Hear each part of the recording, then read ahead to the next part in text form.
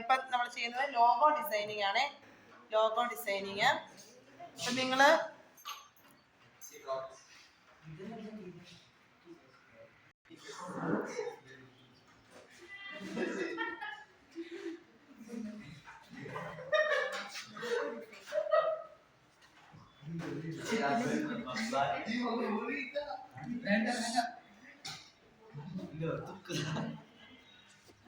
Chat GPT അല്ലെങ്കിൽ ഏതെങ്കിലും AI tools ഉപയോഗിച്ച് ചെയ്യാട്ടോ.